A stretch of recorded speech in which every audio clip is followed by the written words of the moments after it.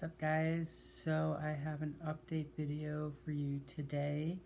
So I'm currently sitting in my hotel room all by myself in Philadelphia. I had my 6-month follow-up appointment today in New Hope, and it was just a quick trip. I flew out here all by myself, and fly out tomorrow morning at 6 a.m., which is super early.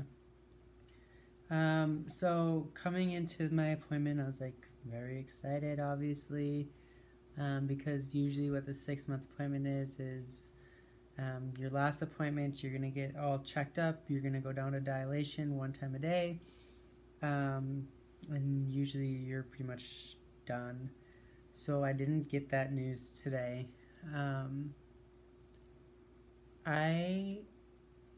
For the most part, the appointment did go well. Like, I've had granulation inside my vagina still, and we got that taken care of. I'm really sore right now because of it, actually.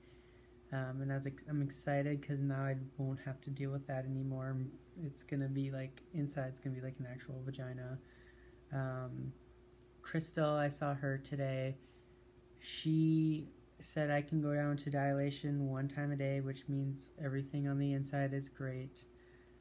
However, the kicker is I need to have another surgery.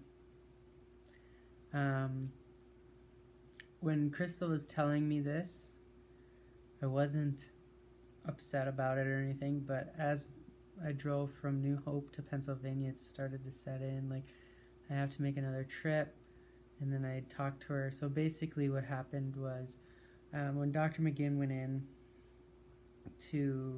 when I had my surgery, there's erectile tissue, and you need to take that erectile tissue out. But you have to be very careful about the amount of erectile tissue you take out, because if you take out too much, it can sacrifice blood flow to the clitoris, and you might lose your clitoris.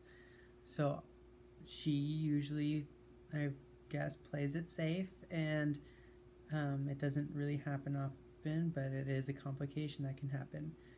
So I mentioned right away in my videos that, my left labial has always been huge, and it's never really gone down, and my left side is always very sore and very tender to touch, and I've always thought that was just, it's swollen. It's gonna go down. It's just too swollen. It's still 6 months out of surgery. I know you're swollen for up to a year after surgery. Like, it's gonna be fine. It's gonna go down. Well, I went and I saw Crystal today, and that's not the case. And she asked me, like, when you get aroused, what happens to it? And what happens when I get aroused is it gets ballooned up, and when I get aroused, it bleeds and all that stuff. And that's because too much erectile tissue was left behind, and it's always going to cause discomfort. Like, it's been uncomfortable. If I push it, it hurts, and it's always going to be like that unless I get another surgery.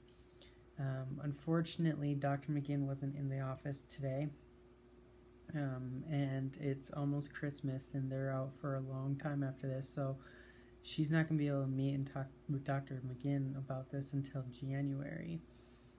So I have about a month, they said, before I even hear back from Dr. McGinn about what my options are. So we don't know yet if I'm going to be having surgery in the OR or in her office.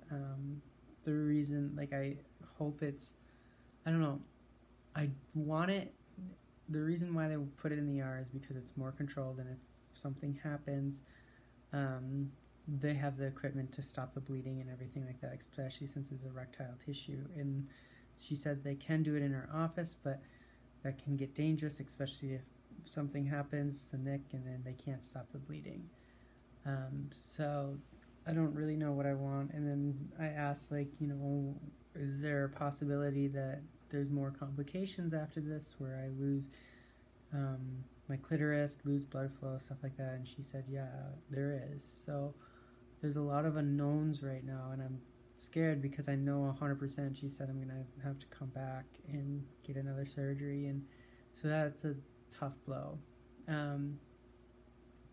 I'm really upset about that, and in a way, like, I'm happy because that means it's not completely, like, I shouldn't be satisfied. I know it's going to get better, and I'm sure when I go in it's going to be completely fine, but it's just like a whole case of unknowns. Like, you never really know. And kind of like the same thing with going into surgery. I had this idea, like, I'm confident in Dr. McGinn, but you never really know what can happen. And so, like, once I found out I was done with surgery and, like, everything looked great for a long time, for the last 6 months, I was, like, relieved, like, oh my gosh, I have my sensation, I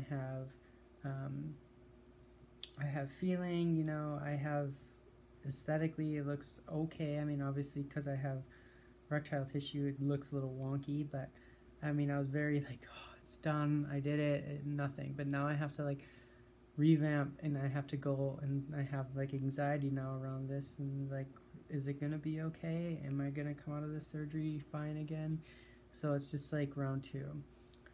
I do want to put a disclaimer on this, like, I do not regret going to Dr. McGinn at all. And I think, you know, like, I don't blame her for this. I don't blame anyone for this. I think it's just stuff that happens. And I mean, it sucks that it happened, but it just happened. And I feel like this is the complication that will happen with anyone, anywhere. And